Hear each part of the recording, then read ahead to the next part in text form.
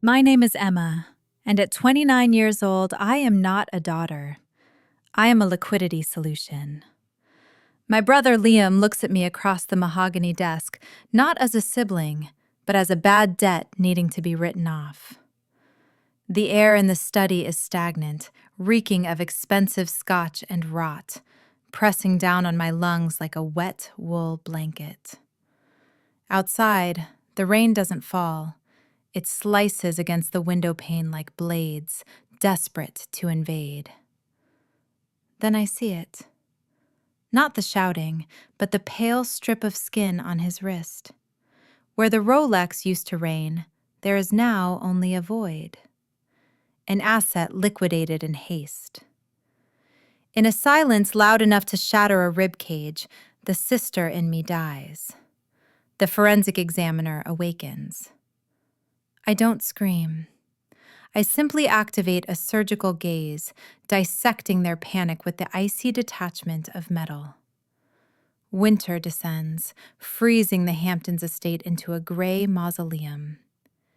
They think the lawsuit is the weapon, but they are looking at the wrong frame. It isn't hidden in the accounts they deleted, but in the tiny humidity sensor in the corner, a plastic witness they deemed inert. They never checked the cloud data logs. It stands there stark, holding the single number that turns arrogance into a death sentence. 58. A number that had been counting down their collapse long before the trial began. When protecting your bloodline means becoming an accomplice to a malignant tumor, will you let the lineage rot in the dark? Or are you ruthless enough to strike the match of the purge yourself? People think silence is empty, but in my studio, silence has a smell. It smells of ethanol, acetone, and 300 years of patience. Under the lens of my stereo microscope, the world is magnified 40 times. I can see the cracks in the varnish that look like canyons. I can see the mistake a Dutch master made in 1650 and covered up with a thumbprint.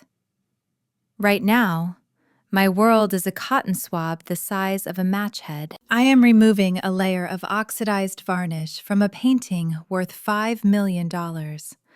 One wrong move, one tremor in my hand, and I destroy a fortune. I have to be perfect. I have to be invisible. But it's hard to be invisible when your phone is vibrating against a glass table like a bomb waiting to go off. Bzzzt. I didn't look. I couldn't. My hand was steady, hovering millimeters above the canvas. The solvent was already working, dissolving the yellowed grime to reveal the brilliant, shocked blue of the Virgin Mary's robe underneath. It's a chemical magic trick. You take away the decay to show the truth. Bzzzt. Bzzzt. Pick up, Emma. I knew it was my mother before I even glanced at the screen.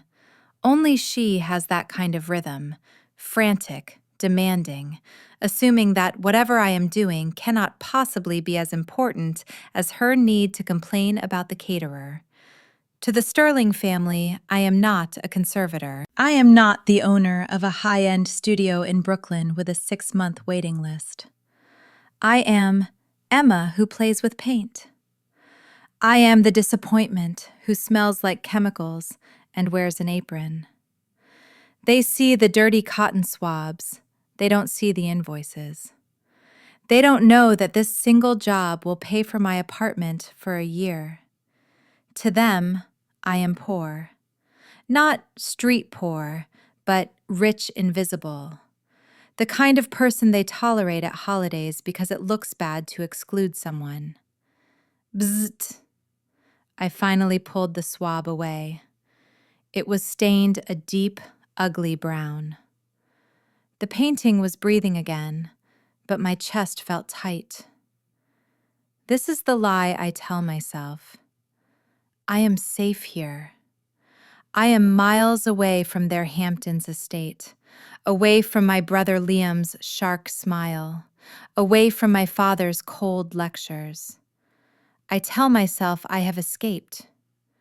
But if I really escaped, why haven't I blocked their numbers? I peeled off my nitrile gloves with a snap. That sound, the snap of latex, is my anchor. It separates the professional Emma from the daughter Emma. I walked to the stainless steel sink to wash my hands. The studio was perfect, climate-controlled, secure, my sanctuary. So why did one vibration make me feel like a scolding child again? I picked up the phone. 7 missed calls, 12 texts. Emma, answer. Your father is organizing a dinner. Don't wear that awful jumpsuit. We need to talk about the future. The future. That was their favorite weapon. In the Sterling family, the future meant Liam's future. My older brother, the golden boy, the real estate genius who burned through cash faster than I could earn it. If they were calling me, it wasn't because they missed me. It was because they needed a prop. I was about to throw the phone onto the couch and get back to the 17th century, but then a notification banner slid down from the top of the screen. It wasn't a text. It was an email from my father. Subject: mandatory attendance, corporate restructuring. My stomach dropped. Not a family dinner, a meeting. My father didn't send emails to me. He had his secretary do it. If he was typing this himself, something was broken. I opened the email. It was short, brutal, and devoid of warmth. Sunday, 6 p.m., The Hamptons. Do not be late. But that wasn't the part that made the hair on the back of my neck stand up. It was the text message that came 3 seconds later from my mother, buried under her complaints about my wardrobe. It was a question she hadn't asked since I was in college. A question so specific, so bureaucratic, that it felt like a cold draft blowing through my warm studio. Emma, remind me of your tax ID number again. The accountant says there is a mix-up with the trust fund paperwork from 2021. I froze. My tax ID? From 3 years ago? I looked back at the painting. The blue robe I had just revealed looked suddenly fragile. I am an expert at spotting fakes. I know that when the surface looks too perfect, something is rotting underneath. I know that cracks don't just happen. They are caused by stress, by pressure, by things shifting in the dark where you can't see them. My mother didn't care about taxes. She didn't even know how to open a PDF. Something wasn't just wrong. It was dangerous. And for the first time in years, I wasn't looking at a painting. I was looking at a crime scene, and I was the one standing in the middle of it without a weapon. The purple glow of the ultraviolet lamp turned my studio into a crime lab. Under this light, old varnish fluoresces a sickly green, and new touch-ups look like black holes. It's the only way to see what has been tampered with. I was staring at the requested tax ID text from my mother, but the phone rang again. It wasn't her. It was Mr. Tanaka. My heart did a strange double beat. Tanaka-san is a billionaire, a collector of serious Japanese avant-garde art, and he never calls. He emails his assistants, who email my assistants, who email me. If he was calling my personal cell, the building was either on fire or he had found a masterpiece in a dumpster. I wiped my hands on a rag, the smell of turpentine clinging to my skin, and answered. His voice was too polite. That was the first crack. In my line of work, we call it inherent vice, when the materials of an artwork are unstable and destroy the piece from the inside out. Tanaka's voice had inherent vice.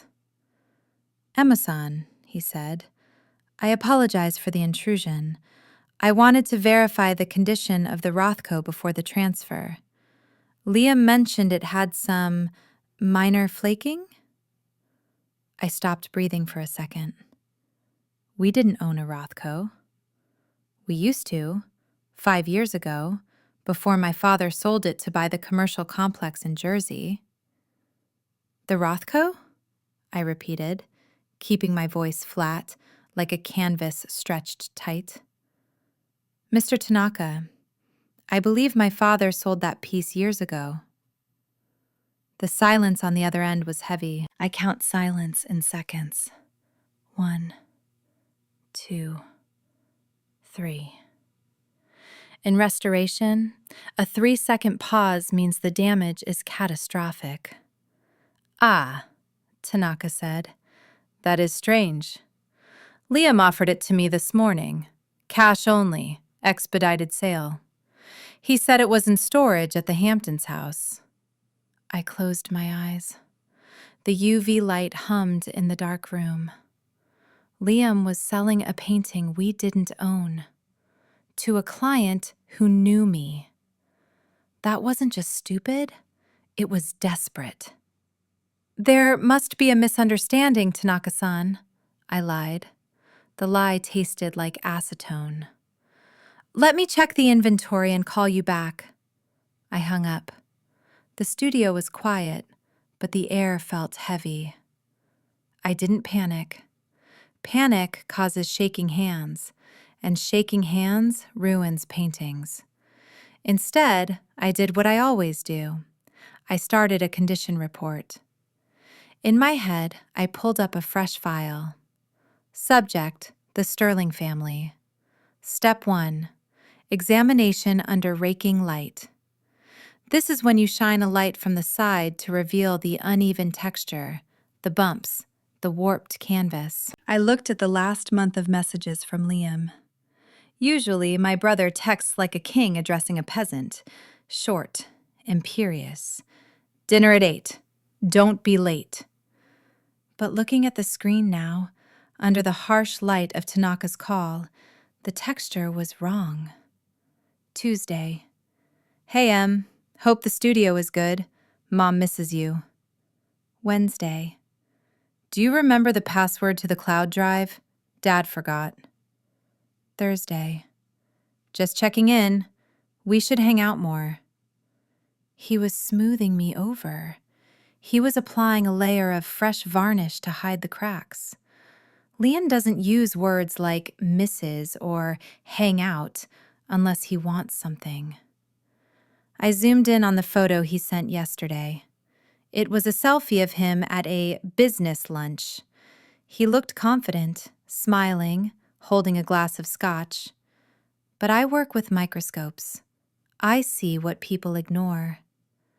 I zoomed in on his wrist, the Rolex Daytona, the one he bragged about buying for $40,000 last year. It wasn't there.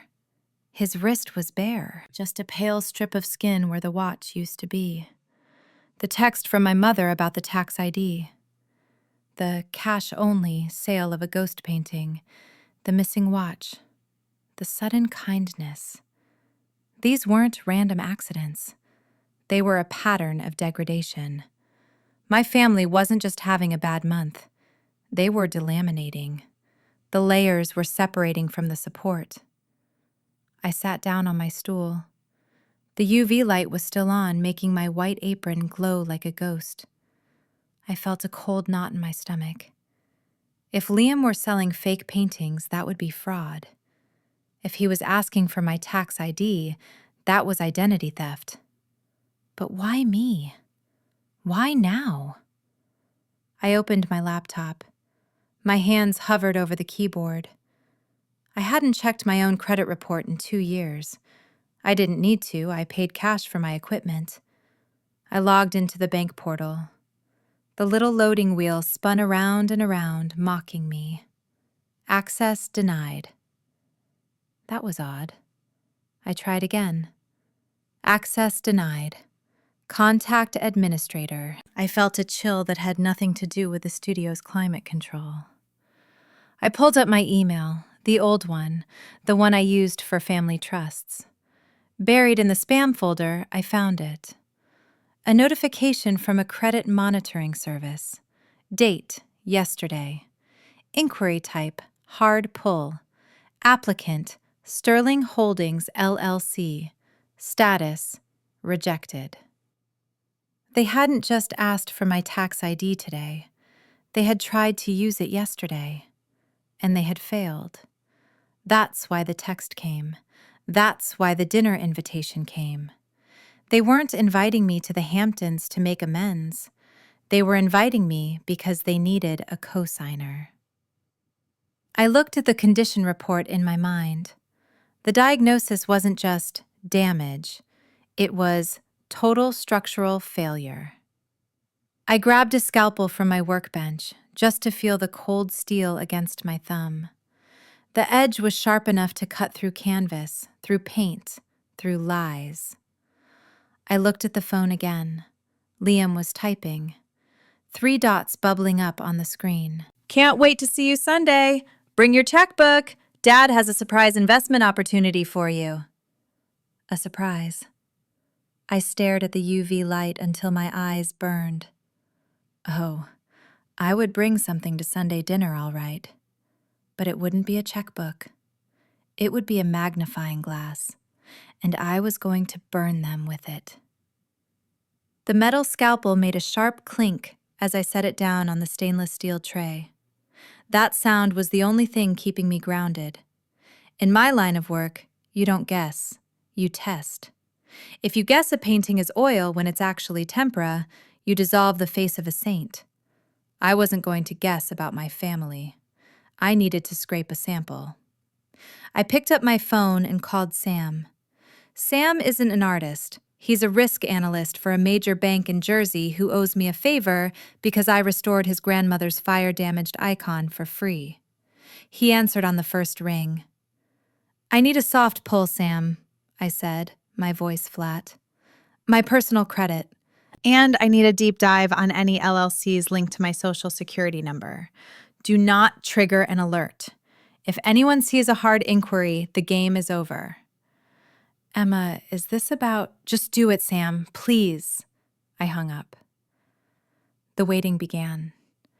In the studio, waiting is usually peaceful. You wait for the glue to set, for the varnish to dry. But this wait felt like holding my breath underwater. I walked over to the fume hood. The air circulation hummed, a low, steady drone that usually calmed me. Today, it sounded like a countdown. 10 minutes later, my secure email pinged. Subject, report_generated_es.pdf. I opened it.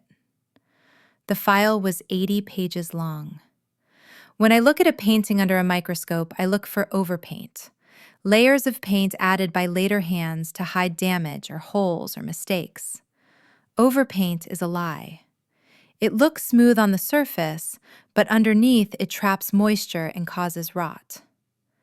My credit report was a masterpiece of overpaint.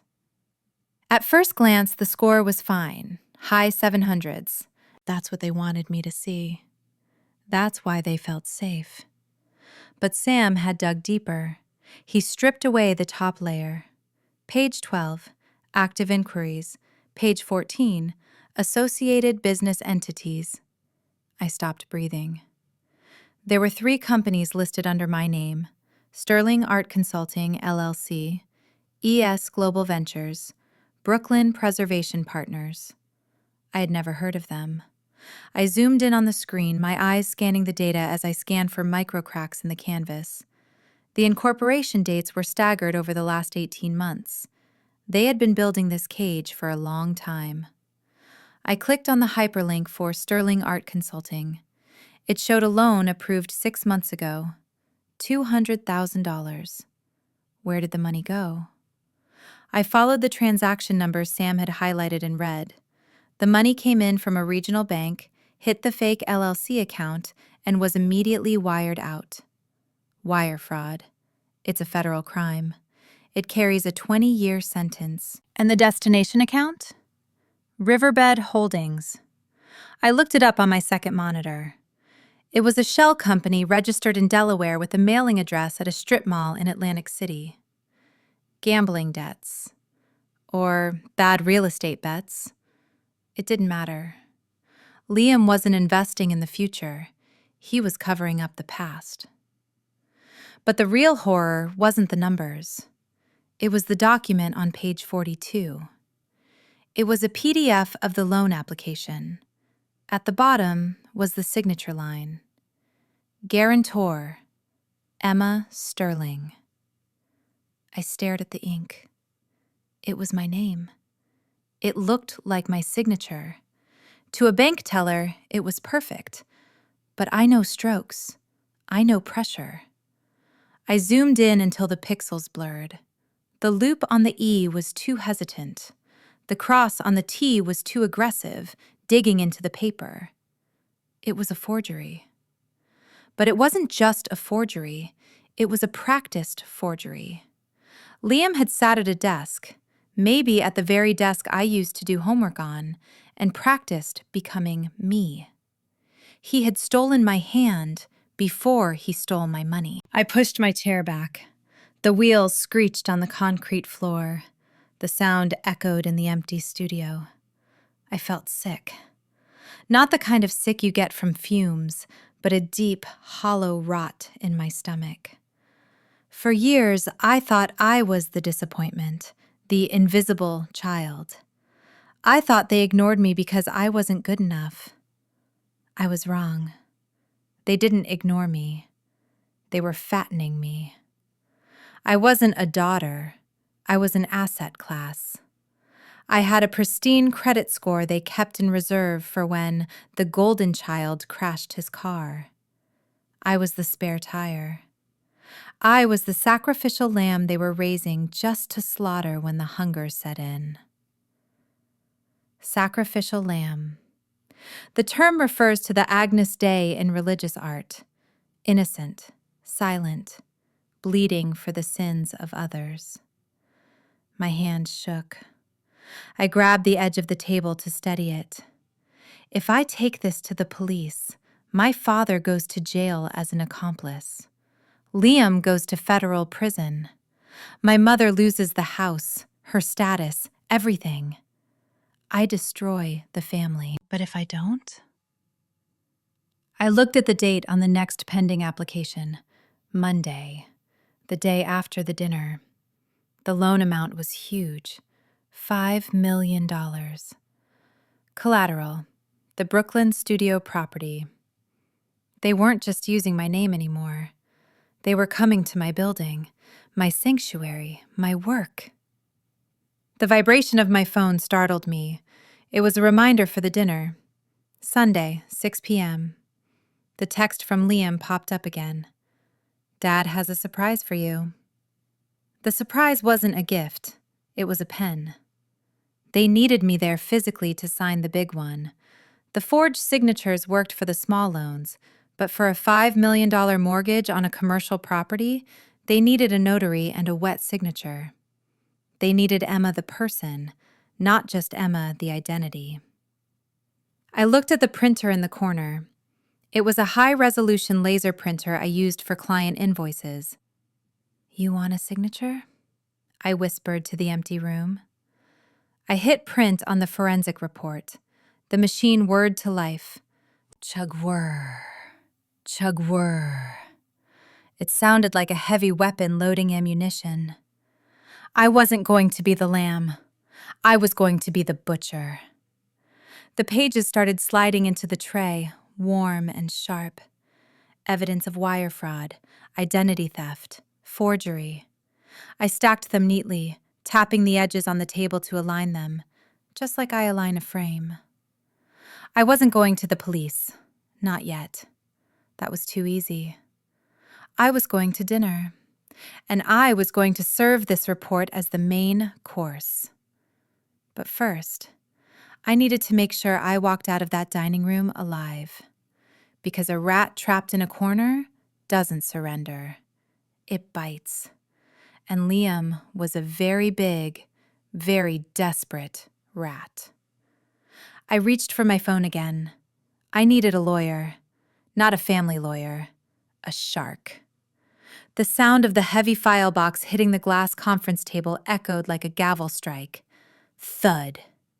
That was my anchor. The box contained 3 pounds of paper, credit reports, forged loan applications, and the forensic analysis of my stolen identity. I sat opposite Aunt Julianne and Connor, my hands folded on the table. My hands were still. They didn't shake. In my line of work, a shaking hand destroys history. Today, a steady hand was going to destroy the future. Julianne didn't look like my mother. She was the sister who escaped, the tax attorney with eyes like laser scanners and a heart made of filed affidavits. She flipped through the pages I had printed. Flip, flip, pause. She stopped on page 42, the one with my forged signature. She didn't gasp. She didn't cover her mouth in horror. She just reached for a red pen and circled it. "This is a felony, Emma," she said. Her voice was dry, detached. "Wire fraud, bank fraud, identity theft. If we file this with the FBI, Liam is looking at 15 years.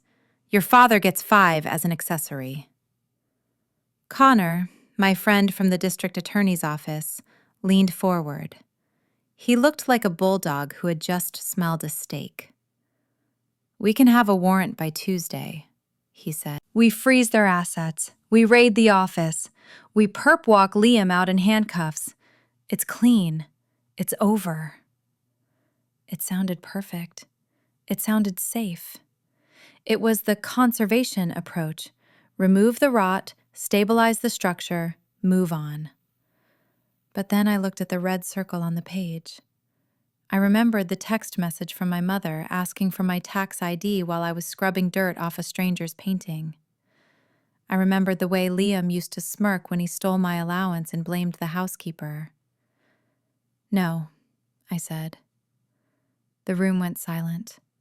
The air conditioning hummed, a low, mechanical drone that reminded me of my fume hood. "No?" Connor asked, confused. "Emma, this is a slam dunk. Why wait?"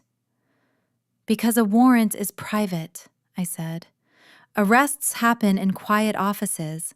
Lawyers make deals behind closed doors. They'll spin it. They'll tell the world I was confused or that it was a clerical error. They'll play the victim." I stood up and walked to the window. New York City looked like a circuit board from up here. "I don't want a settlement. And I don't just want justice. I want a condition report." "A what?" Julianne asked. "In my studio," I explained, turning back to face them.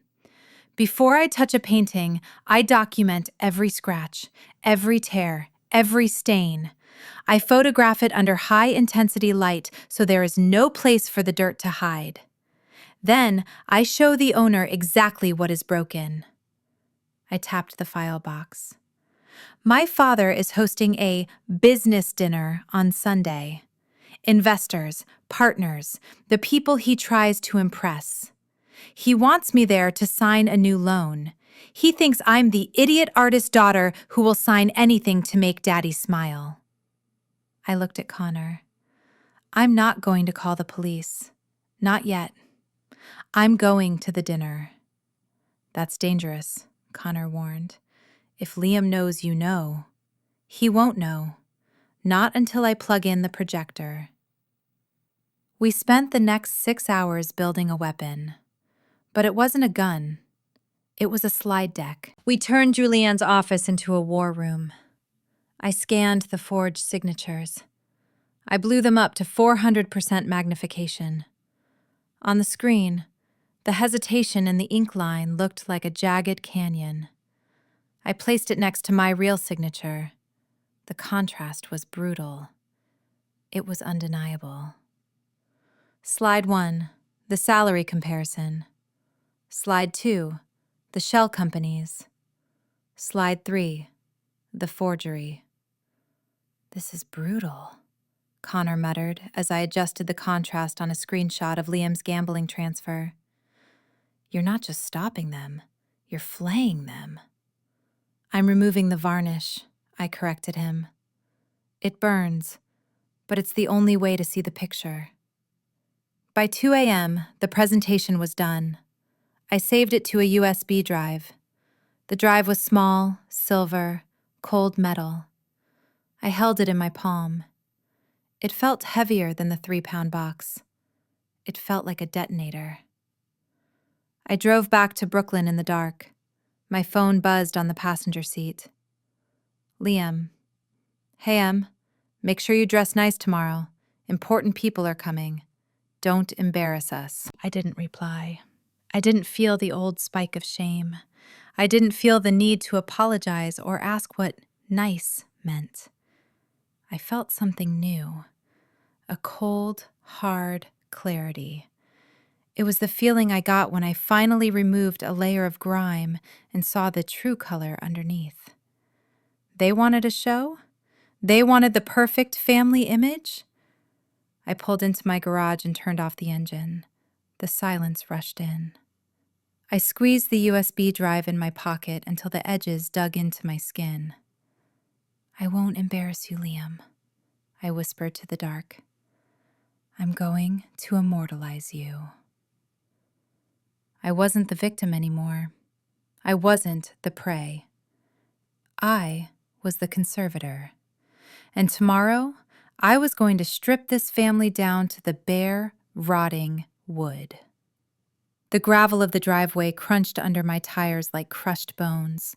That sound, crunch, crunch, was the only thing I could hear over the pounding in my ears. The Sterling estate in the Hamptons rose up in front of me. A massive white colonial beast with pillars that looked like they were holding up the sky. It looked perfect. The lawn was manicured to the millimeter. The windows gleamed. But I know about surface tension. I know that when a varnish layer is too hard and the wood underneath moves, the whole thing shatters. I parked next to Liam's Porsche. It was dusty. He hadn't washed it in weeks.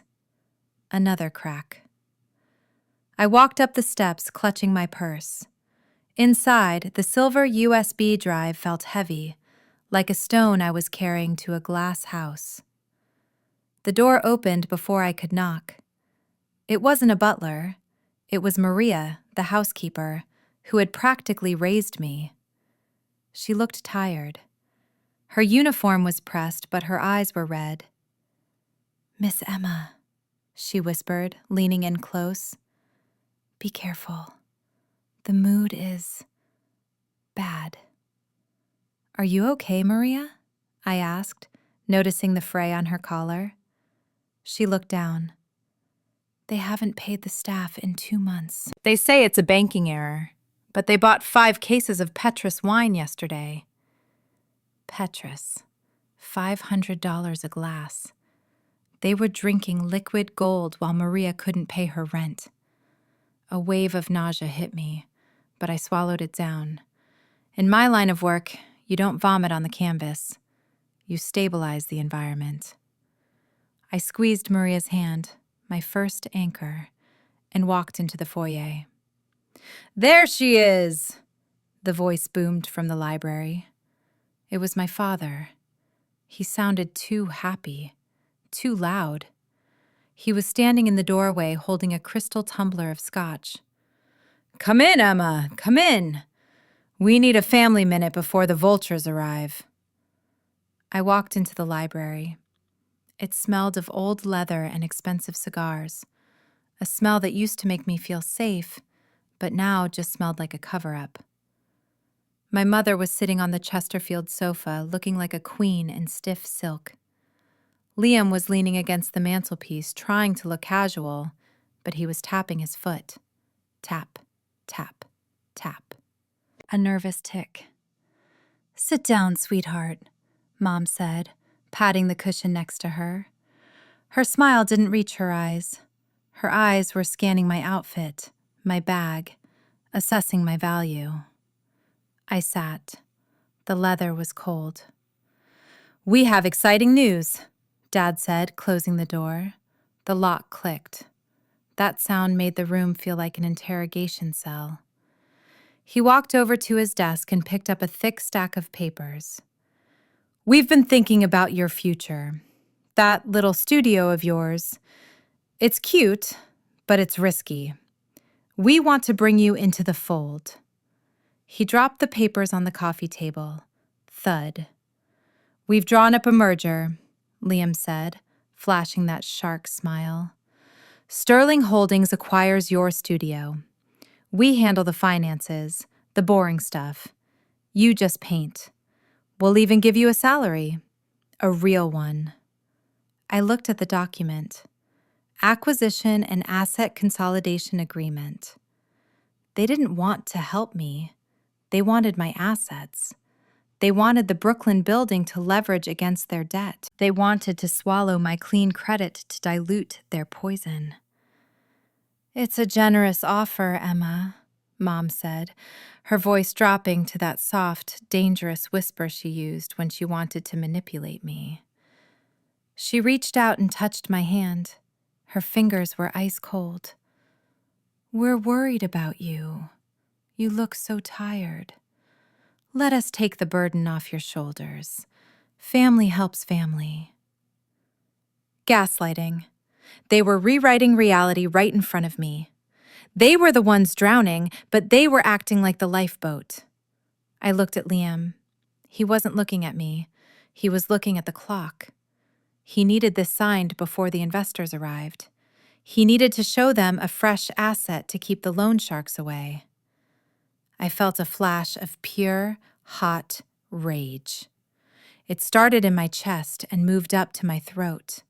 I wanted to scream. I wanted to throw the USB drive at them and scream, "I know you stole my identity." But I didn't. In restoration, if you scrub too hard, you ruin the masterpiece. You have to be gentle until the solvent takes effect. I took a deep breath.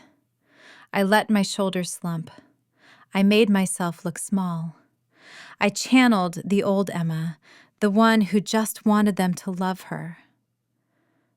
I don't know what to say," I stammered. "This is so much." "It's the right thing to do," Dad said, uncapping a fountain pen.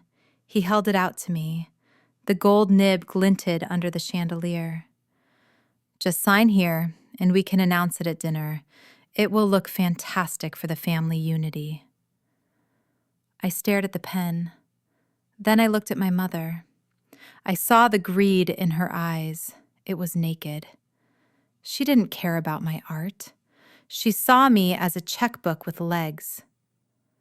"I need to read it first," I said softly. "It's a big decision." "There's no time," Liam snapped, losing his cool for a second.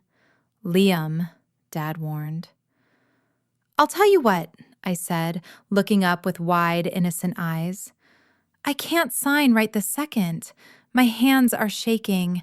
I'm just so overwhelmed by your generosity." I stood up. I saw the panic flicker in Dad's eyes. I had to bridge the gap. "But I want to celebrate this," I said, reaching into my purse. My fingers brushed the cold metal of the USB drive. "I actually prepared a little slideshow, just some photos of my work, to show the investors what I do. Since we're merging, maybe I could show it before dinner? To show them the value I'm bringing?" Liam laughed. It was a cruel barking sound. "A slideshow? Like a high school project? God, Emma." "I think it's sweet," Mom said, standing up. She thought she had won. She thought the signature was guaranteed after dessert. "Let her show her pictures. It will kill 10 minutes while we wait for the appetizers." "Great," I said. I pulled the USB drive out. "It's all on here." "Go set it up in the dining room," Dad said, waving his hand dismissively. "We'll be out in a minute." I turned and walked toward the double doors. My heart was hammering a rhythm against my ribs. Kill, kill, kill. They thought I was setting up a gallery of antique chairs. They thought I was the obedient little girl playing show and tell. I walked into the hallway. The air was cooler here. I could hear the murmur of the first guests arriving in the foyer. The investors, the bankers, the audience. I gripped the USB drive tighter. They wanted a merger? They were going to have a collision. I wasn't just bringing pictures. I was bringing the forensic report of their crimes, formatted in 4K resolution. I pushed open the doors to the dining room. The long table was set with silver and crystal, shimmering under the lights. It looked like an altar. "Time to serve," I whispered, and I plugged the drive into the laptop connected to the projector. The screen flickered to life. The trap was set. Now, I just had to wait for the rats to take their seats. The sound of silver forks hitting china plates is usually a polite sound. Clink, scrap, clink. But tonight, under the crystal chandelier of the sterling dining room, it sounded like scalpels hitting a metal tray. 20 people were seated at the long mahogany table. Investors in Italian suits, bankers with heavy watches, and my family, sitting at the head, smiling like sharks who just smelled blood in the water. I stood near the head of the table, the HDMI cable coiled on the floor like a black snake. My father stood up, tapping his spoon against his wine glass. Ding, ding, ding. The room went quiet. That heavy, expensive silence that money buys. My father put a hand on my shoulder. His grip was tight, his fingers digging into my muscle. A warning. "Before we discuss the merger," he announced, his voice booming with fake warmth, "my daughter Emma wanted to share a little presentation. She's very proud of her art studio." He looked at the investors and winked. "We're bringing her into the fold to handle the creative side. You know how artists are. Great with colors, terrible with numbers." Laughter. Polite, condescending laughter rippled through the room. Liam was smirking into his napkin. Mom was signaling the waiter to pour more wine, already celebrating the victory. They thought I was about to show pictures of repaired chairs. They thought I was pleading for my existence. I didn't smile. In my pocket, my thumb found the textured plastic of the remote control. The forward button. It was my trigger. "Thank you, Dad," I said. My voice didn't shake. It was the voice I used when I told a client their masterpiece is a forgery. "I prepared this because I believe in transparency. In my line of work, we call it a condition report. You can't fix a problem until you see the rot underneath." I pointed the remote at the screen. Click. The projector hummed. A beam of white light cut through the dim room, hitting the canvas screen I had set up. The first slide appeared. It wasn't a painting. Comparison of financial reality, fiscal year 2023. On the left side of the screen, in a childish font, was a document titled Sterling Family Narrative. It listed my occupation as hobbyist and my income as $45,000, allowance/gifts. On the right side, in sharp, high-contrast black, was my IRS tax return.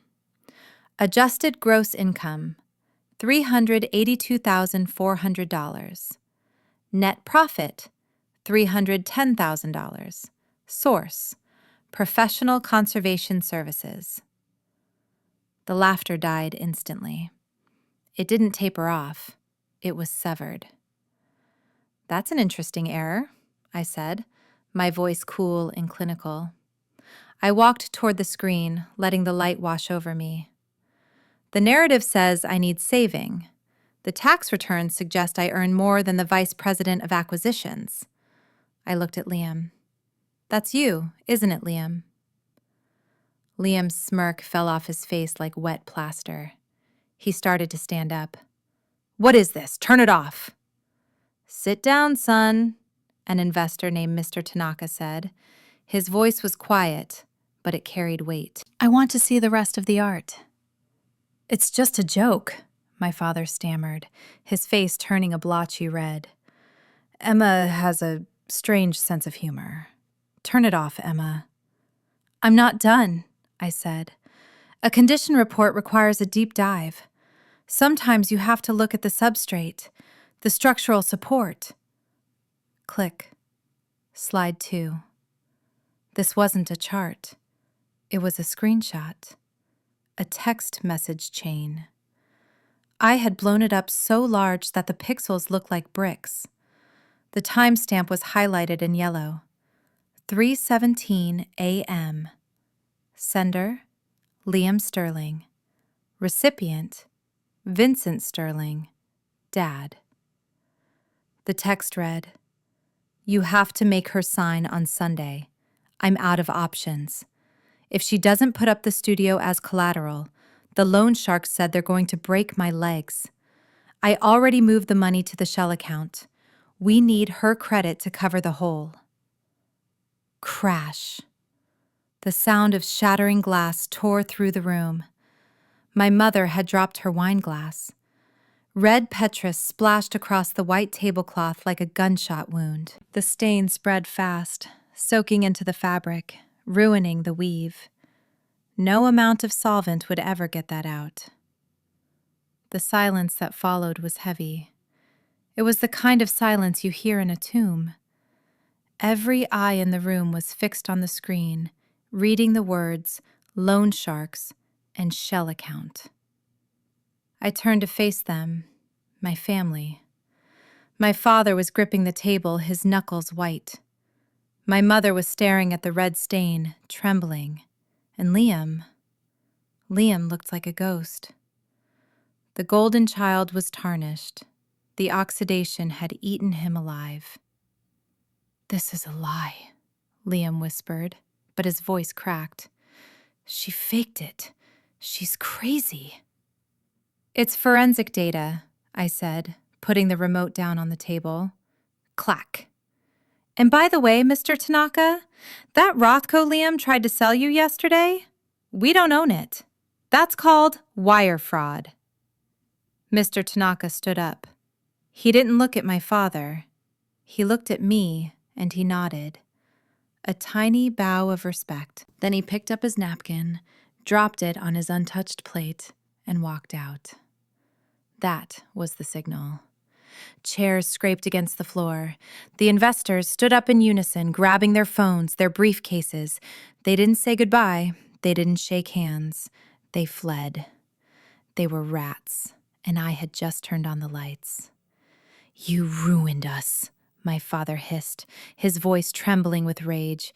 "You ungrateful, spiteful little—" "I didn't ruin anything," I said, picking up my purse. I felt lighter than I had in years. "I just removed the varnish. You're the ones who were rotten underneath." I turned my back on them. Behind me, I heard my mother start to sob, a jagged, ugly sound. I walked out of the dining room, down the hall, and out the front door. The night air hit my face, cold and clean. I got into my car and locked the door. My hands were finally shaking, not from fear, from the adrenaline of the kill. I looked at the rearview mirror. The lights in the mansion were still on, but I knew the house was dark inside. But as I put the car in drive, my phone buzzed. A single text. "You shouldn't have done that. Watch your back." I stared at the screen. The sine wave of emotion crashed. The triumph vanished, replaced by a cold, sharp spike of danger. I had humiliated a desperate animal, and now the animal was loose. The tires of my sedan screamed as I hit the asphalt of the main road. That sound, the high-pitched screech of rubber against pavement, was the only goodbye I gave them. I didn't look in the rearview mirror. I didn't need to. I knew exactly what was happening behind me. The investors were scrambling into their limos, making frantic calls to their lawyers. The waiters were probably packing up the expensive wine. knowing they'd never see a tip. And my family? They were standing in the wreckage of their own greed, covered in the red wine of their shame. I drove fast, 60, 70, 80. The trees of the Hamptons blurred into a black tunnel. My hands were gripping the steering wheel so hard my knuckles turned white, matching the lane markers flashing by. I thought I would feel triumphant. I thought I would feel like a warrior who just won a war. But I didn't. I felt like an amputee. In art conservation, there is a procedure called lining. When a canvas is too rotten to hold the paint anymore, you glue it to a new, stronger fabric. But to do that, you have to cut away the old edges. You have to sever the original connection. It's violent. It's irreversible. Tonight, I was the canvas, and I had just cut myself loose from the frame. Bzz, bzz, bzz. My phone was sitting in the cup holder. It had been buzzing nonstop for 20 minutes. I didn't touch it. I let it vibrate against the plastic. It sounded like an angry hornet trapped in a jar. Bzz. Dad. Pull over, now. You don't walk away from me. Bzz. Mom. Emma, please. Mr. Tanaka is threatening to sue. Come back and tell them it was a mistake. We can fix this. Bzz. Dad. You ungrateful bitch. After everything I paid for, you're dead to me. I laughed. A dry, sharp sound that hurt my throat. Dead to you? I whispered to the empty car. Dad, I've been dead to you for years. I just finally arranged the funeral. The adrenaline started to fade around mile marker 40. That's when the pain hit. It wasn't a sharp pain. It was a dull, heavy ache in the center of my chest. It was the realization that I was 29 years old, and as of 8:45 p.m. tonight, I was an orphan. I didn't have parents anymore. I had plaintiffs. I didn't have a brother. I had a defendant. The silence in the car became suffocating. I rolled down the window. The cold night air rushed in, loud and chaotic. It helped. It drowned out the voice in my head that sounded like my mother, the voice that said, maybe you went too far. Maybe they really are in trouble. No, I said out loud. No overpaint. Stick to the original layers. The original layer was this. They stole my identity. They forged my signature. They tried to steal my building. They didn't love me. They loved my credit score. I reached Brooklyn just after midnight. The city was alive, lights blinking, sirens wailing in the distance. It felt real. The Hamptons felt like a stage set, but Brooklyn was concrete and steel. I parked in my spot behind the studio, my sanctuary. I turned off the ignition. The engine ticked as it cooled down. Tick, tick, tick. My new anchor. I grabbed my bag and the USB drive. The drive felt hot in my hand now, like radioactive material. I got out of the car and walked to the heavy steel door of my studio. I fumbled for my keys. My hands were shaking again, not from the rush, but from the crash. I unlocked the door and stepped inside. The smell hit me instantly. Turpentine, beeswax, varnish. It was the smell of home. I didn't turn on the lights. I just stood there in the dark, breathing it in. I was safe. I was alone. Bzzz, the phone again. I finally looked at it. It wasn't Dad. It wasn't Mom. Liam, you think you're smart? You think a PowerPoint slide makes you tough? You have no idea what you just started. I stared at the screen. The blue light illuminated the dust motes dancing in the air. Liam wasn't yelling like Dad. He wasn't begging like Mom. He was threatening. And unlike them, Liam was desperate. A desperate man with a gambling debt and a looming prison sentence is dangerous. I walked over to the security panel on the wall. I punched in my code. Beep, beep, beep. System armed. I checked the deadbolt. Locked. I walked to the window and pulled down the blackout shade. I was an orphan now, but orphans have to grow up fast. I went to my workbench and picked up my scalpel. I cleaned the blade with a rag. I wasn't going to sleep tonight. I was going to change the locks. I was going to call the bank. I was going to call the FBI. But first, I needed to delete their numbers. I opened my contacts. Dad, delete. Mom, delete. Liam. My finger hovered over the button. Liam's threat was still burning on my retina. You have no idea what you just started. I didn't delete Liam. I took a screenshot of his text. Then I opened a new folder on my phone. I named it evidence_VOL_2.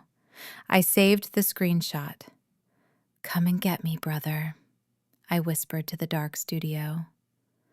I thought the dinner was the climax. I was wrong.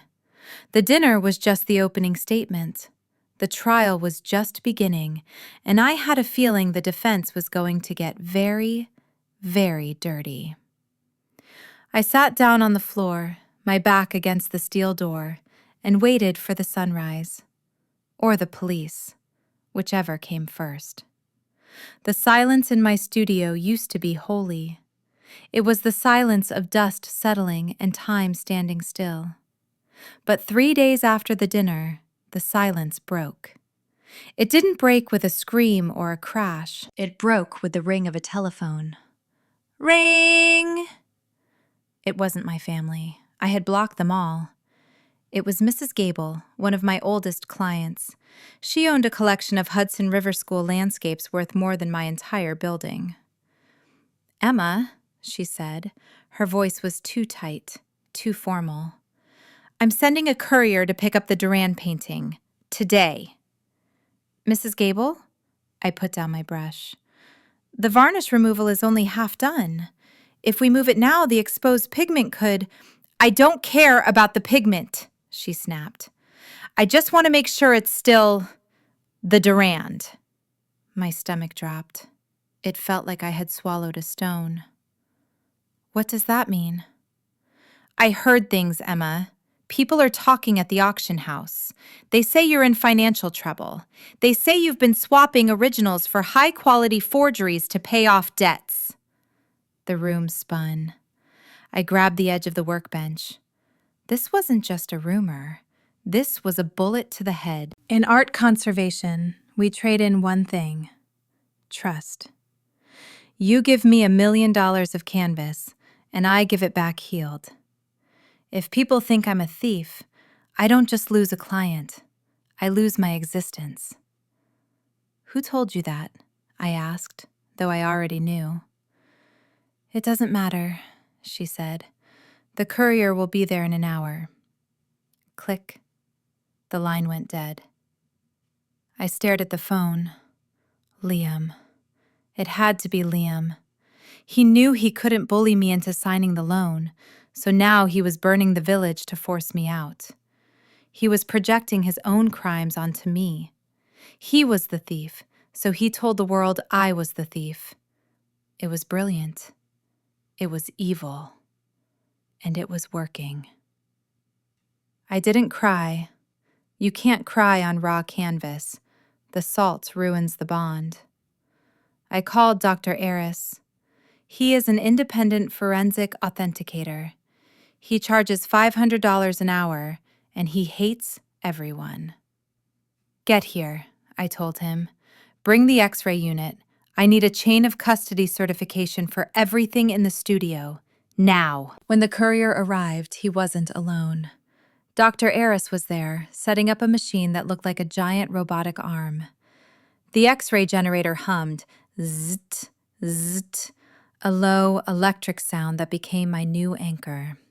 "Step back," Eris barked. We put the Duran painting under the beam. On the monitor, the image appeared in ghostly black and white. We weren't looking at the trees or the river. We were looking through them. We were looking at the lead-white paint used in 1850.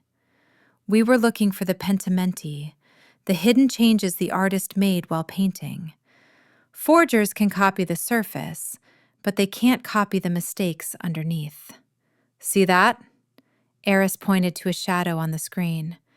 "The artist moved the branch 3 inches to the left. A forger wouldn't paint a branch just to paint over it. This is the original, Emma. Indisputable." I printed the report. I stamped it. I handed it to Mrs. Gable's courier along with the painting. "Tell her to read the report," I said, my voice shaking with cold rage. "And tell her that whoever started this rumor is about to be sued for defamation." But the damage was done. By noon, 2 more clients had emailed to pause their projects. My inbox, usually full of inquiries, was empty. The silence was back, but now it wasn't holy. It was starving. I sat in the middle of the empty studio floor. The X-ray machine was still humming, cooling down. I felt small. I felt like the little girl hiding in the closet while Mom and Dad fought about money. But I wasn't that girl anymore. I was a scientist, and I knew that when a structure is under attack, you reinforce it. I called Aunt Julianne. "He's killing me, Julianne," I said. "He's targeting my professional license. This isn't a family dispute anymore. It's tortious interference." "I know," Julianne said. Her voice was sharp, like tearing paper. "I just got off the phone with the bank. Liam tried to file a fraud report against you. He claims you stole the family trust funds." I laughed. It was a dark, jagged sound. "He's doubling down." "He's panicked," Julianne corrected. "He knows the FBI is looking at the shell companies. He's trying to muddy the water. He wants to make it look like a he said, she said mess, so the DA won't touch it." "So what do we do?" "We don't defend," Julianne said. "We attack. I'm filing a cease and desist order today, and I'm hiring a private investigator to track the origin of the rumors. If we can prove Liam sent those emails to your clients, we add defamation of character to the list of felonies." I looked at the X-ray monitor. The ghost of the tree branch was still there. It had survived 170 years of wars, fires, and bad handling. It was still standing. "Do it," I said. "Burn him down." I hung up. The studio was dark now. The streetlights outside cast long prison bar shadows across the floor. I walked over to the door to double-check the locks. Clack, clack. 2 deadbolts. But as I turned away, I heard something. Scritch. It came from the back alley, a sound like metal on metal, like a key trying to force its way into a lock that didn't want to open. I froze. My breath caught in my throat. Liam wouldn't come here. Not after the restraining order I filed yesterday. He wouldn't be that stupid. Scritch. Thump. Something hit the door. Hard. I didn't scream. I backed away slowly, my hand reaching for the heaviest thing I could find, a bronze sculpture on the side table. The legal war was just paper. This sounded like physical war. Liam wasn't just spreading rumors anymore. He was at the gate, and the wolf was done huffing and puffing. He was ready to kick the house down. The heavy bronze sculpture in my hand felt cold, but my palms were sweating. Thump. Scritch. The noise at the back door stopped. I held my breath, waiting for the lock to snap, waiting for Liam to burst in with that manic, desperate look in his eyes. But the door didn't open. Instead, I heard footsteps crunching on the gravel, moving away. Was he leaving? No. Liam never leaves when he's losing. He just changes the angle of attack. Then I heard it. It sounded like a giant tire losing air, or a snake uncoiling in the dark. It was coming from the side of the building, right where the external mechanical unit sits. My stomach dropped faster than it had at the dinner party. That wasn't just a noise. It was the sound of my studio's lungs being punctured. I dropped the sculpture and ran to the wall monitor. The digital hygrometer, the device that measures humidity, was my Bible. For 10 years, it had read a steady, perfect 50%. In art conservation, stability is good. If the humidity jumps too high, the canvas swells like a sponge. If it drops too low, wood panels shrink and snap. Old paint doesn't stretch. It shatters. The red numbers on the screen flickered. 50%, 51%, 53%. No, I whispered. Don't you dare. I ran to the server closet and pulled up the security feed. My hands flew over the keyboard. I didn't need to guess anymore. I needed proof. Camera 3, the one hidden under the eaves, flickered to life in crisp 4K night vision. And there he was. Liam, my brother, the vice president of acquisitions. He was wearing a dark hoodie over his suit pants, holding a crowbar that looked like a toy in his shaking hands. He wasn't trying to break in anymore. He was standing over my industrial HVAC condenser unit, the heart of my business, the machine that kept $5 million of art alive. On the screen, I watched him swing. Clang! He hit the metal casing. He looked wild, unhinged. He hit it again. Clang! Sparks flew in the grainy black and white footage. He jammed the crowbar into the fan blades. The machine shuddered. A cloud of white mist sprayed out, the coolant gas escaping into the night. That was the hiss. He was bleeding the system dry. He stepped back, wiping his forehead, and looked up at the building. He was smiling, a sick, twisted smile. He thought he was just making me uncomfortable. He thought he was just turning off the AC to make me sweat a little. He was so stupid. He didn't know that inside the studio, he wasn't just raising the temperature. He was murdering history.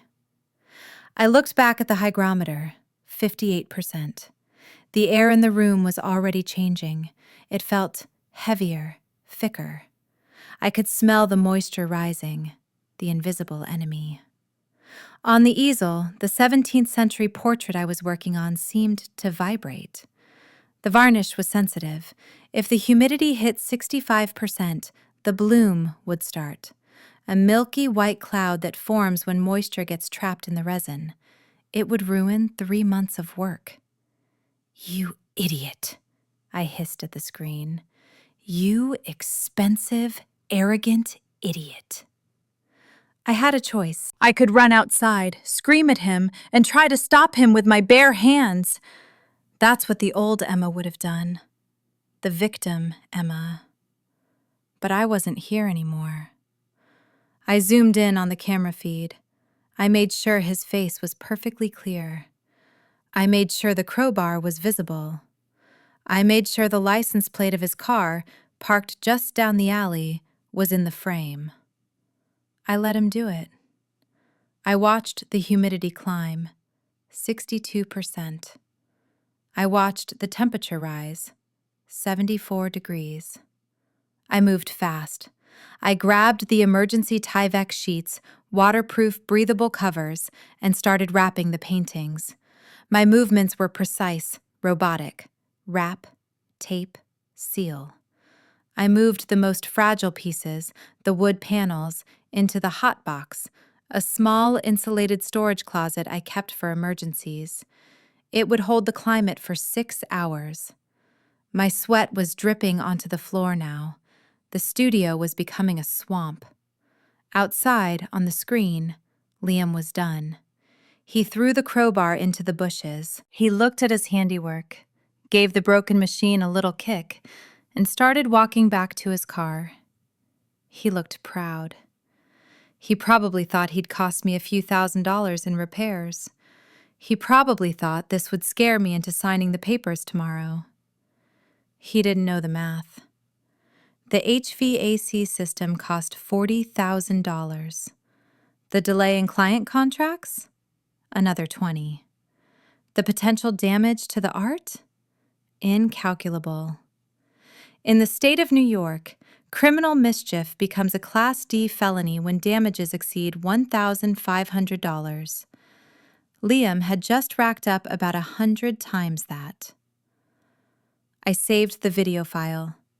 I named it evidence_vol_3_felony.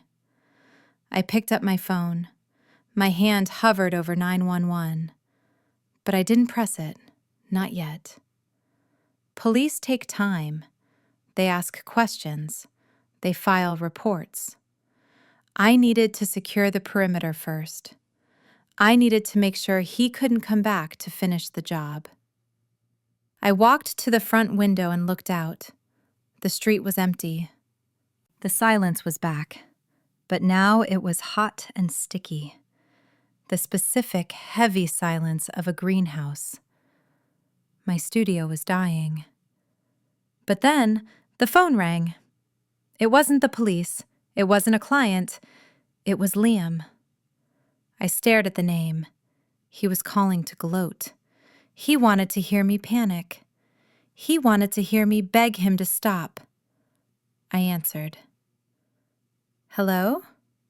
My voice was calm, unnaturally calm. Getting warm in there, Emma? Liam asked. He sounded breathless, like he'd just run a mile. I heard those old AC units can be unreliable. Shame if something happened to all those pretty pictures. You're right, I said, watching the humidity gauge hit 65%. It is a shame. Sign the papers, he whispered. Bring them to the house tomorrow morning. Or maybe next time, the wiring in your studio goes bad. Electrical fires are so unpredictable. He hung up. He threatened arson on a recorded line. I put the phone down on the workbench. I felt a cold shiver run through me, despite the heat. He wasn't just a thief anymore. He was a terrorist, and he had just given me the final key to his own cell. I looked at the hot box where the paintings were safe. Then I looked at the broken HVAC unit on the screen. Okay, Liam, I said to the empty, sweltering room. You want to turn up the heat? Let's see how you handle a fire. I dialed the number for the FBI field office. It was 2 a.m., but I knew Connor's friend, the special agent, was waiting for my call. This is Emma Sterling, I said when the operator picked up. I'd like to report a federal crime in progress, and I have video. The portable air conditioners hummed in the corners of my studio like a choir of bees. It was a loud, ugly sound, but it was keeping the temperature at exactly 68 degrees. I sat on my stool, watching the digital hygrometer. It was stable. The crisis was contained. But while my paintings were safe, my brother was about to experience a very different kind of environment. I wasn't in the studio, though. I was sitting in my car, parked across the street from the Sterling Real Estate headquarters in Manhattan. Why was I there? In my line of work, you have to verify the provenance. You can't just trust the paperwork. You have to see the history with your own eyes. I needed to witness the final brushstroke. I took a sip of black coffee. It was bitter, cold, my anchor. At 9 a.m. sharp, the street didn't explode with sirens. Real power doesn't scream, it whispers. 3 black SUVs rolled up to the curb in perfect formation. They didn't park legally, they just stopped. The doors opened in unison, chunk, chunk, chunk. 6 men and women stepped out. They weren't wearing suits like my father's expensive Italian cuts. They wore blue windbreakers with yellow letters on the back. FBI. My heart didn't race. It slowed down. I felt a strange, cold calm. This is what it looks like when the solvent finally eats through the varnish and hits the raw paint. They walked through the glass revolving doors of the Sterling building. I rolled down my window just a crack. I couldn't hear them, but I could imagine the sound of their boots on the marble lobby floor. I knew exactly where they were going. The 41st floor. The executive suite. The place where Liam played king. I pulled out my phone and opened the app that connected to the police scanner. I had been listening for an hour. Dispatch, Team Leader 1. We have the subject in sight. Executing warrant. I looked up at the glass tower. I couldn't see the 40th floor, but I could see the result. People started walking out of the building. Secretaries, interns, junior brokers. They were looking at their phones, whispering, looking scared. The evacuation of a collapsing empire. 10 minutes later, the revolving door spun again. This time, it wasn't a broker. It was Liam. He wasn't wearing his suit jacket. His white dress shirt was wrinkled, and his hands were behind his back. I zoomed in with my phone camera. The silver handcuffs glinted in the morning sun. Click. I took a picture. Not for Instagram, for the case file. 2 agents held his arms. Liam looked small. He looked like a child who had broken a vase and realized, for the first time, that he couldn't glue it back together. He was scanning the crowd, looking for Dad, looking for a lawyer, looking for anyone to save him. But Dad wasn't saving him. My father walked out behind him. He wasn't in handcuffs, but he looked like he was dead. His shoulders were slumped, his face was gray. He was watching his golden child being shoved into the back of a federal vehicle. I saw an agent holding a plastic bag. Inside, I could see a laptop. My laptop? No, Liam's laptop. The one with the fake LLCs. The one with the forged loan applications. I tuned back into the scanner. Subject secure, charges confirmed, wire fraud, identity theft, and, the voice crackled, violation of the Visual Artists' Rights Act, intentional destruction of cultural property, the HVAC. They got him for the HVAC. I smiled. It wasn't a happy smile. It was the smile of a surgeon who just successfully removed a tumor. Liam thought breaking my air conditioner was a prank. He didn't know that damaging a facility housing recognized art is a federal offense if it crosses state lines, and my clients were from all over the world. The black SUV doors slammed shut. Thud. That sound echoed in my chest. It was the sound of a heavy book closing. The end of the chapter. The cars drove away, merging into the traffic, disappearing like ink in water. I sat there for a long time. The coffee in my cup was freezing now. The Sterling Empire had stood for 30 years. It took 20 minutes to dismantle it. My phone buzzed. I looked at it, expecting a call from Connor or Julianne. It was a text from my mother. Mom, pick up the phone, Emma. They took him. They took your brother. We need bail money. You're the only one with liquid cash. I stared at the screen. The audacity was breathtaking. It was almost artistic. Even as the building burned down, she was still trying to pick my pockets. She didn't ask how I was. She didn't apologize for the forgery. She just saw me as an ATM. I didn't reply. I started the engine. The car purred to life. Vroom. I wasn't an ATM. I was the one who called the cops. But as I pulled away from the curb, leaving the chaos of the Sterling building behind, I knew it wasn't over. The legal war was won, but the emotional war? That was just entering the final, ugliest phase. Mom wasn't done.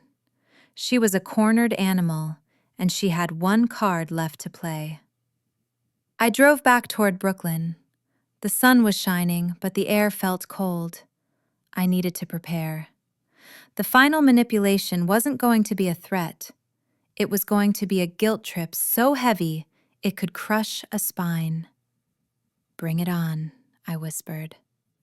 I turned on the radio.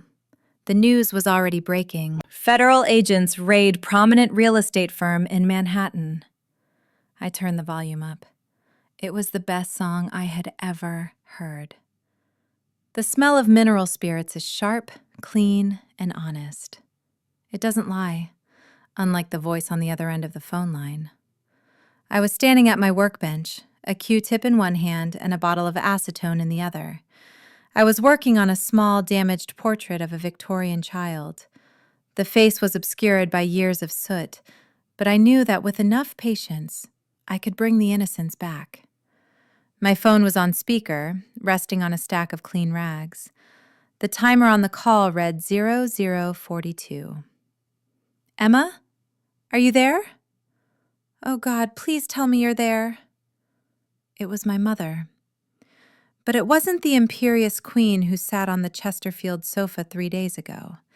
It was a broken, trembling thing.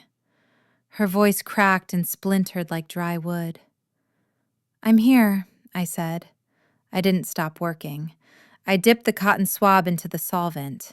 Dip, tap, swipe. I watched the gray grime lift off the canvas, revealing a pale pink cheek underneath. "They took him, Emma," she sobbed. It was a wet, ugly sound. "They took Liam. They put him in chains like an animal. The news trucks are on the lawn. Your father is locked in his study with a bottle of scotch. He won't speak." I focused on the painting.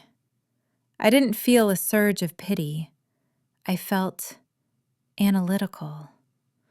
In my trade, we learned to distinguish between natural craquelure, the cracks that happen because a painting is old, and mechanical cracking, which happens when someone forces the canvas to bend where it shouldn't. My mother's grief felt mechanical. It was forced. "I saw the news," I said. My hand was steady. "Wire fraud is a serious charge." "It's a mistake!" she shrieked, the volume spiking. "He was trying to fix things. He was trying to save the family. And now they set bail. The judge, that horrible woman, she set it at $2 million. I paused. The cotton swab hovered over the canvas. $2 million. That meant they needed 10% cash to get him out. $200,000. "We don't have it," she whispered, her voice dropping to a desperate hiss. "The accounts are frozen. The FBI froze everything this morning, even the grocery account. Emma, we can't leave him there. He's your brother. He's sleeping on a metal cot. He's terrified." I looked around my studio. My eyes landed on the new HVAC unit I had ordered yesterday on an emergency rush. It cost me $40,000, money I had earned by inhaling fumes and ruining my eyesight for 10 years. "What do you want me to do, Mom?" I asked, though I already knew. "You have the liquidity," she said.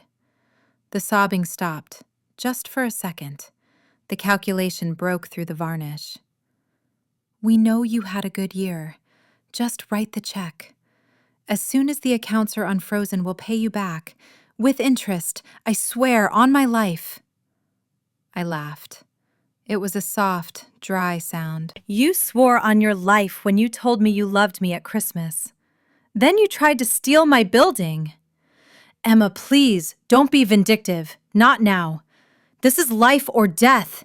He's family. Family. The word hung in the air like a bad smell. I looked at the Victorian child in the painting. I was removing the dirt to save the girl. My mother was asking me to cover the dirt with gold leaf.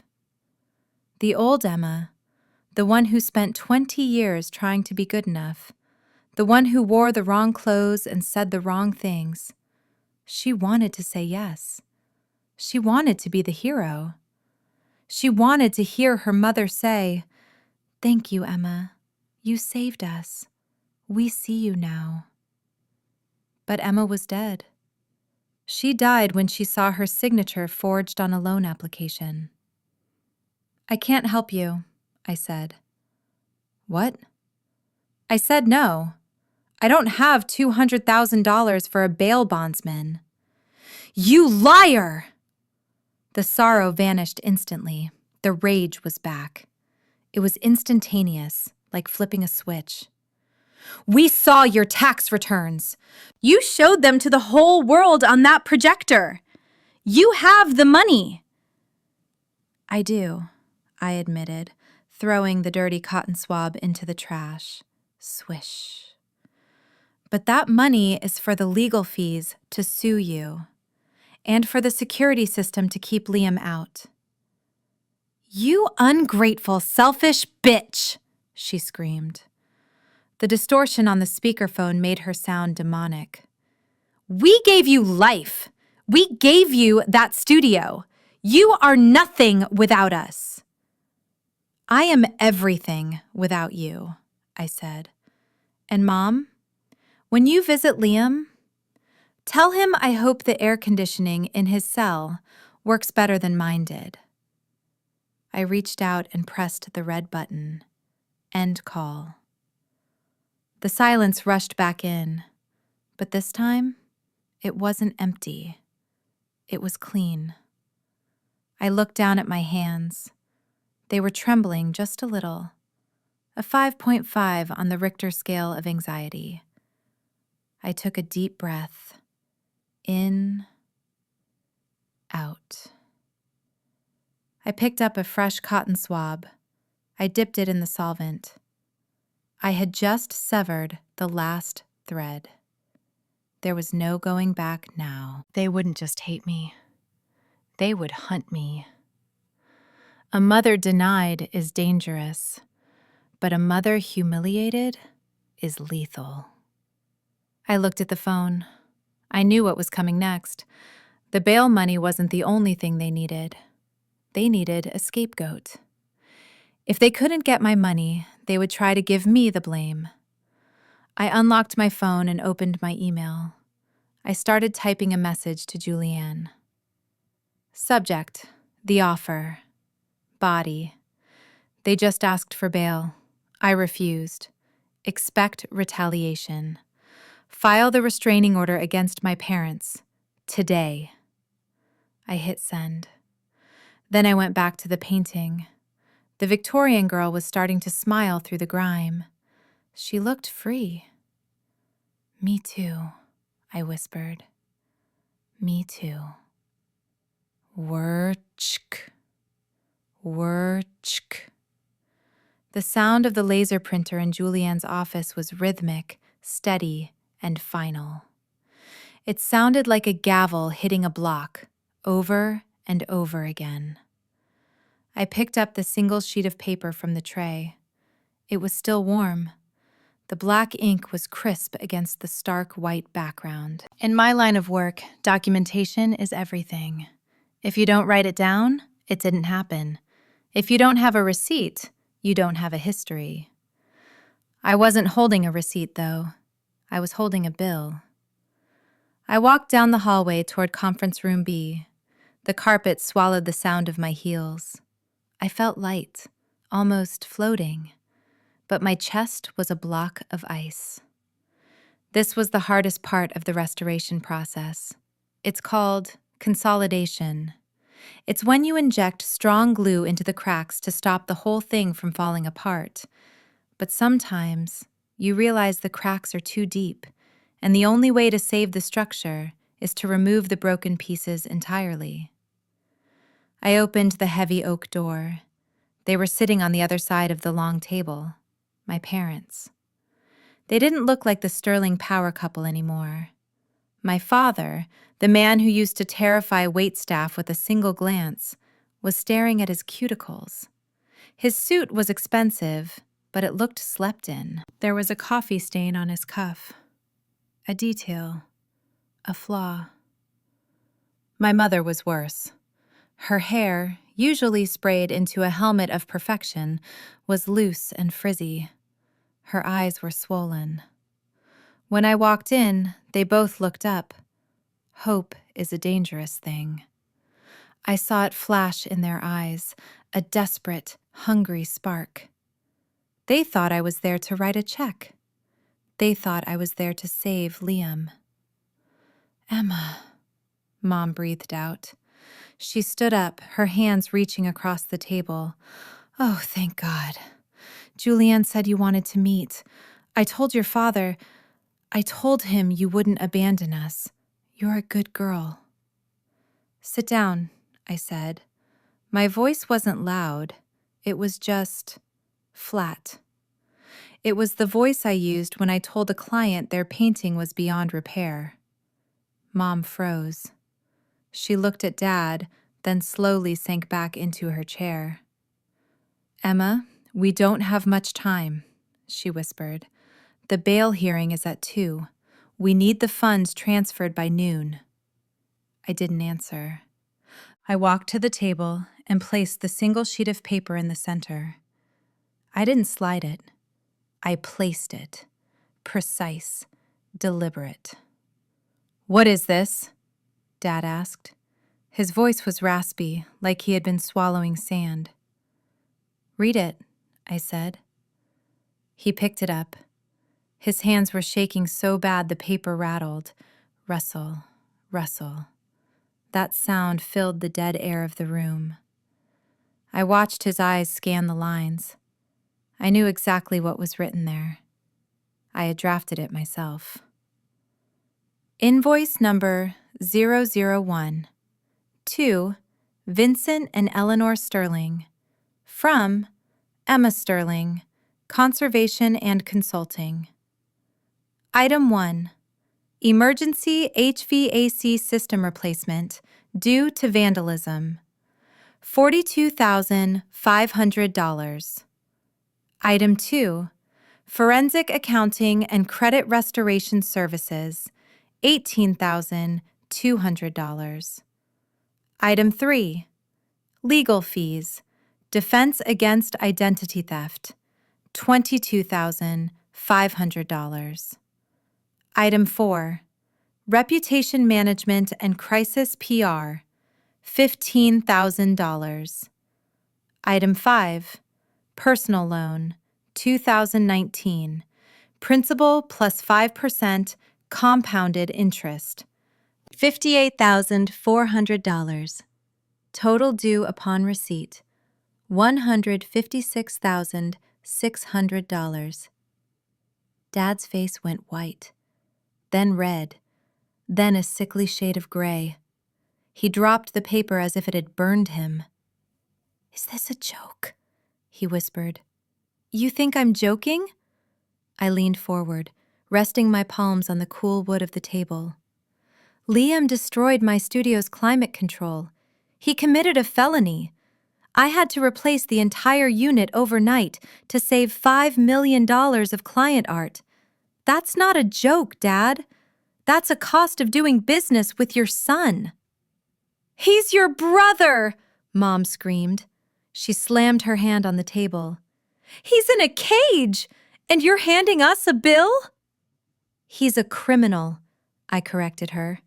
"And he's in a cage because he broke the law. I'm handing you a bill Because you broke me. I pointed to the last line. That $50,000? You borrowed that from my trust fund 3 years ago. You said it was for an investment. You said you'd pay me back in 6 months. I never saw a dime. I let it slide because I wanted you to love me. I paid $50,000 for your attention. I stood up straight. I'm done paying. Mom started to cry again. It was the same manipulative weeping from the phone call, but it was losing its power. It was just noise now, background static. We don't have this kind of money, Emma, Dad said, defeated. The feds froze the liquid assets. We can't pay this.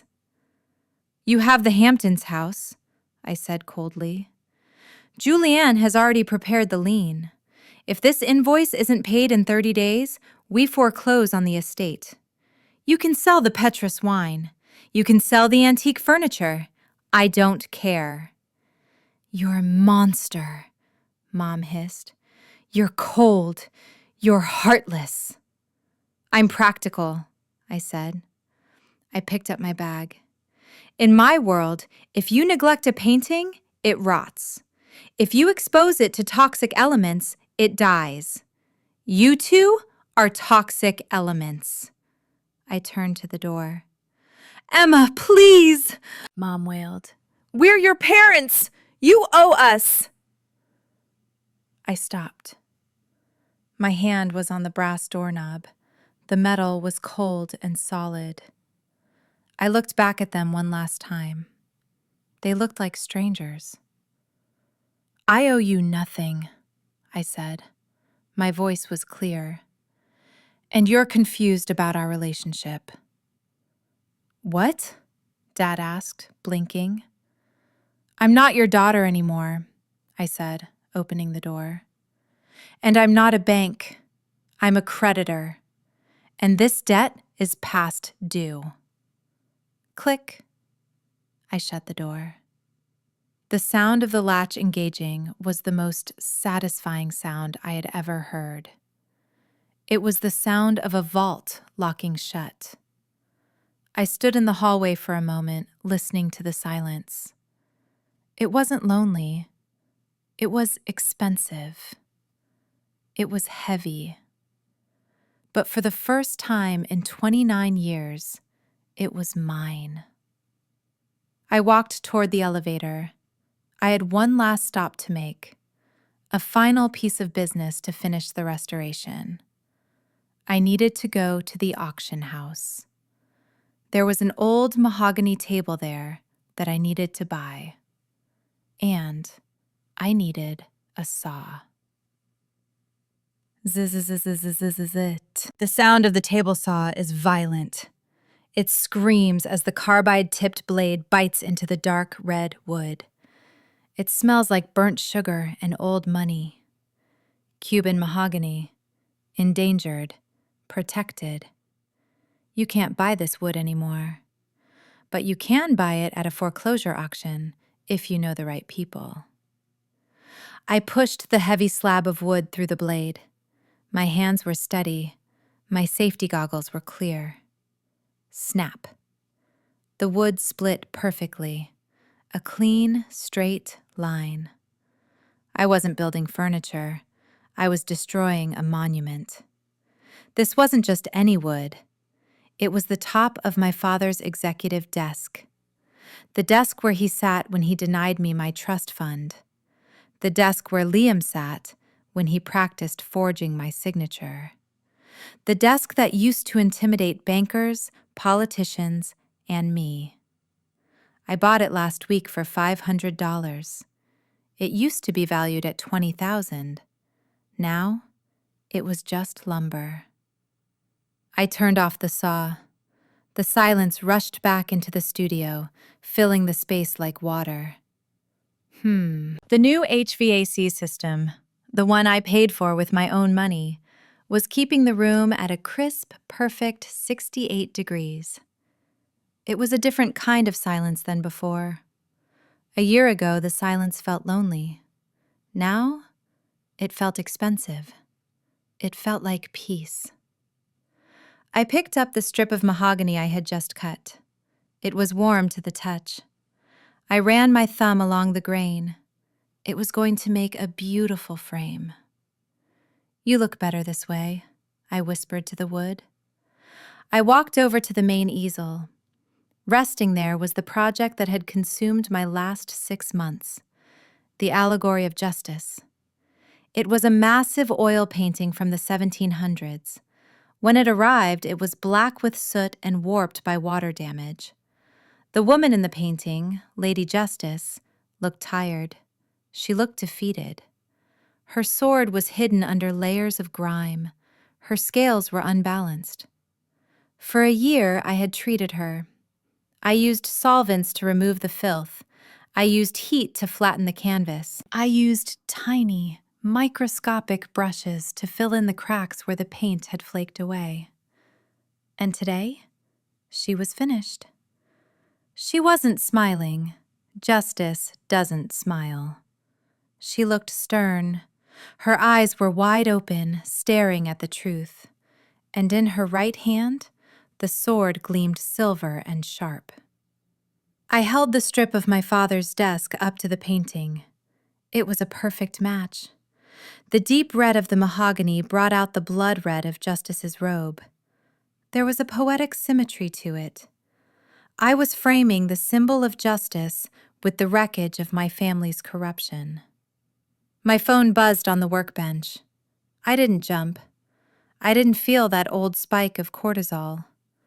I walked over and looked at the screen. It was an email from the Federal Bureau of Prisons, an automated notification. Inmate update. William Liam Sterling. Transfer complete to Fort Dix Correctional Facility. 18 months. That was the plea deal. He would be out in a year on good behavior, but he would never be the golden child again. He was a felon with a bankruptcy record. And Mom and Dad? They were living in a 2-bedroom rental in Queens. The Hamptons house was gone. The Petrus wine was gone. The reputation was ash. They still sent letters, long, handwritten letters blaming me for their downfall. "You were cruel," my mother wrote. "You forgot who raised you." I didn't burn the letters. I didn't cry over them. I filed them in a box marked Archive. In conservation, you save everything, even the trash. It's part of the provenance. I picked up the wood glue and the corner clamps. It was time to build the frame. People tell you that family is everything. They tell you that forgiveness is a virtue. But in my line of work, we know that some damage is irreversible. You can't unburn a painting. You can't unshatter a vase. If you try to glue it back together with the wrong adhesive, you just make the cracks more visible. I used to be the varnish. I used to be the invisible layer that protected them, that made them shine, that took all the scratches and the UV damage so they could look perfect. No more. I applied the glue to the mitered edge of the mahogany. Squeeze, spread. I learned the hard lesson. You don't set yourself on fire just to keep someone else warm, because when you turn to ash, they don't mourn you. They just complain that the fire went out. I clamped the frame together. The pressure held it tight. I looked at my reflection in the glass of the studio window. I looked different. The softness around my eyes was gone. My posture was straighter. I had lost my innocence, yes. I had lost the dream of a happy family.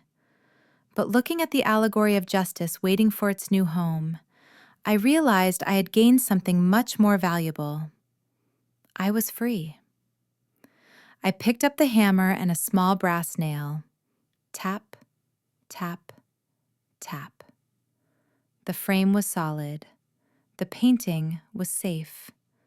And the invoice? The invoice was paid in full.